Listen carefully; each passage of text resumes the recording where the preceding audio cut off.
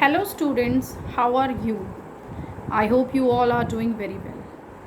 Students, in the previous video, I have given you the intro part of the new chapter which we have started day before yesterday. I introduced day before yesterday और कल हमने discuss किया था उस chapter के बारे में. Before you read आपको एक इंट्रो दिया था कि वो डायरी ली किससे है, किसने लिखी थी, किस सिचुएशन में लिखी थी और कैसे हमने आगे डेवलप किया था. और आज अब हम डिस्कस करेंगे आगे के पैराग्राफ एक्सप्लेनेशंस. तो स्टूडेंट, सबसे पहले तो आप अपनी बुक खोलिए. पेज नंबर है आपका page number 50. This is the page number. और इसके ये फर्स्ट 2 पैराग्राफ आज हम ये दोनों फिनिश करने वाले हैं. पेंसिल हाथ में लेके बैठिए और अपनी बुक खोल के बैठिए और आज का वीडियो हम शुरू करते हैं. Explanation we are starting. So hope so कि आप पढ़ रहे होंगे और मैं फिर रिपीट कर देती हूँ. 2 वीडियोज़ हैं, 2 लेसन्स हैं आपके. पहले वाले लेसन में मैं आपको वीडियो सेंड कर रही हूँ, आप उसमें ये वीडियो देखेंगे.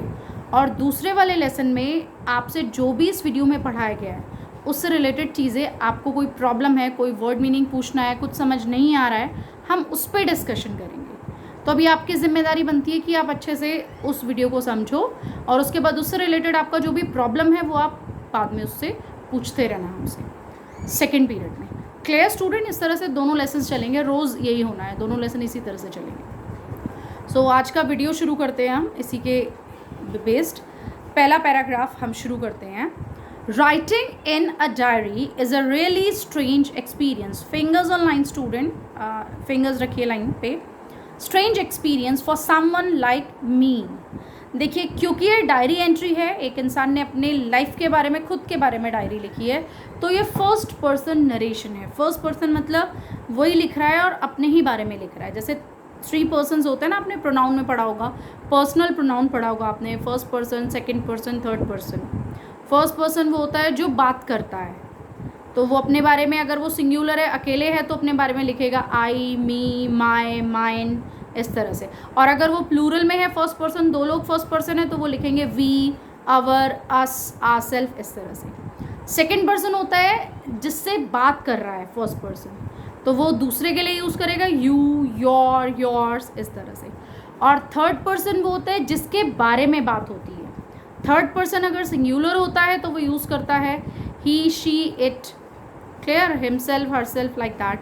और अगर वो प्लूरल होता है तो वो यूज़ करता है दे, देम, देमसेल्फ. तो क्योंकि ये फर्स्ट पर्सन नरेशन है, डायरी एंट्री डिस्कस कर रहे हैं, तो फर्स्ट पर्सन नरेशन में हम जाएंगे सिर्फ फर्स्ट पर्सन के साथ. तो हम कैसे वर्ड्स यूज़ करेंगे? एनी फ्रैंक अपने बारे में बात करिए, आई, मी, लाइक दैट. तो पहले ही सेंटेंस में हमें समझना होगा कि फर्स्ट पर्सन नरेशन क्या होता है, तभी हमें समझ आएगा. So let's begin students. Again, I'm restarting. Fingers online students. Writing in a diary is a really strange experience for someone like me. मतलब डायरी लिखना अपने आप में बहुत स्ट्रेंज मतलब कुछ अलग सा, डिफरेंट, ठीक है ना, कुछ अटपटा सा एक्सपीरियंस है ऐसे इंसान के लिए जैसे कि मैं हूँ. एनी फ्रैंक अपने बारे में बात करेंगे. Not only because I have never written anything before. इसलिए भी क्योंकि इससे पहले उसने कभी कुछ नहीं लिखा है. मतलब होता है ना, कई लोगों को तो किताबें लिखने की आदत होती है, तो डायरी भी लिख ली तो कोई बड़ी बात नहीं है, तो तब तो कोई बड़ा इशू नहीं है. लेकिन अगर मैं एनी फ्रैंक की बात करूँ तो उसने अपनी डायरी से पहले कभी कुछ नहीं लिखा. और कल हम बिफोर यू रीड जब पढ़ रहे थे तो उसके फादर ने जब उसकी डायरी को देखा था, जब उसकी डायरी उसके फादर को मिली थी, तो उसके फादर को लगा ये किसी मैच्योर ने लिखी है, मतलब काफ़ी समझदारी तरीके से वो बातें रखी गई थी, लिखी गई थी. मतलब जबकि पहली बार एनी फ्रैंक ने वो डायरी लिखी, लेकिन उसके बाद भी वो डायरी उसने बहुत खूबसूरती से, बहुत अच्छे से लिखी. तो यही बात है यहाँ पे. लेकिन वो थोड़ी सी नर्वस फील कर रही है क्योंकि इससे पहले उसने कभी कोई राइटिंग वर्क नहीं किया, इसीलिए वो कहती है. नॉट ओनली बिकॉज, सिर्फ इसलिए भी उसे अजीब सा लग रहा है राइटिंग लिखना, क्योंकि I have never written anything before. इससे पहले मैंने कभी कुछ नहीं लिखा, ठीक है. But also because it seems to me that later on और neither I nor anyone else will be interested in the musing of a 13-year-old school girl. Like, एक तो पहली चीज़ है कि मैंने इससे पहले कभी कुछ लिखा नहीं, आगे क्या लिख रही है, बट ऑल्सो बल्कि इसलिए भी क्योंकि because it seems to me that, like क्योंकि मुझे ऐसा लगता है, सीम्स मतलब ऐसा लगना, मुझे ऐसा लगता है, लेटर मतलब बाद में, लेटर ऑन आगे चल के, नीदर आई ना तो मैं, नॉर एनीवन, ना ही कोई और, नॉर एनीवन मतलब ना मुझे ना किसी और को। एल्स विल बी इंटरेस्टेड, पढ़ने में इंटरेस्टेड होगा।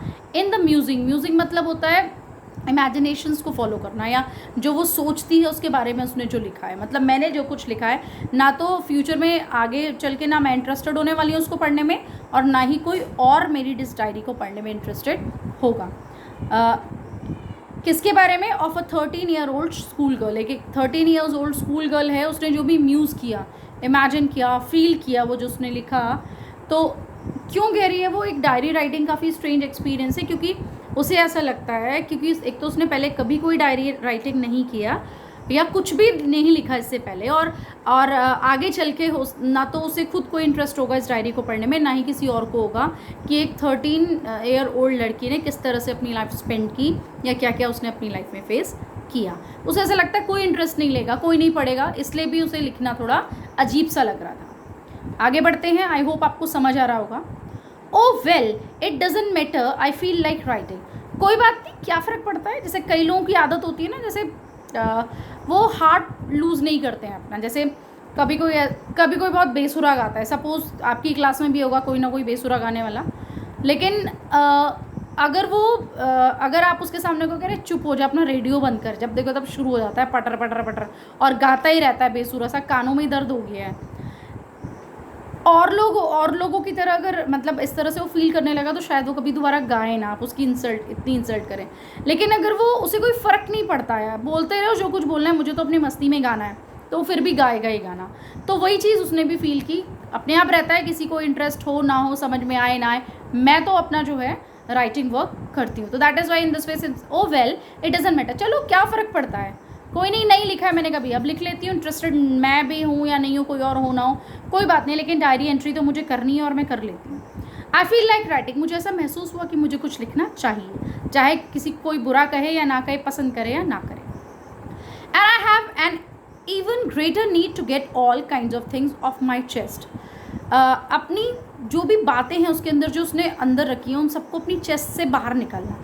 चेस्ट से बाहर निकालना मतलब मन के जो राज हैं उनको खोलना।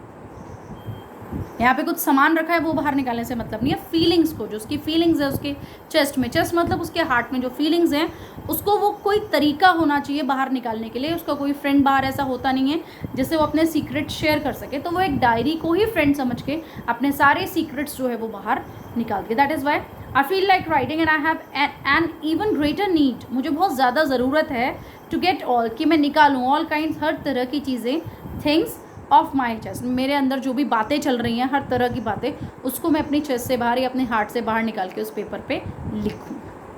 आई होप आपको पहला पैराग्राफ समझ आ रहा होगा। बच्चों कमेंट्स में लिखना, प्रॉब्लम होगी, कोई वर्ड नहीं क्लियर हो रहा होगा तो पूछना, पढ़ाया हुआ समझ आ रहा है या नहीं आ रहा है पूरी मैडम का, ये भी लिखना कमेंट बॉक्स पे।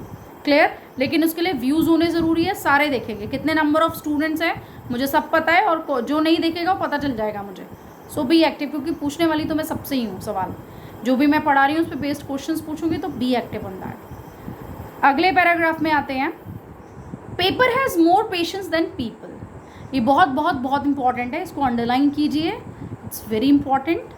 और टाइम लिमिट आगे बढ़ रही है, तो क्योंकि ये पैराग्राफ भी इंपॉर्टेंट है तो उसको हम कल के वीडियो में एक्सप्लेन करेंगे।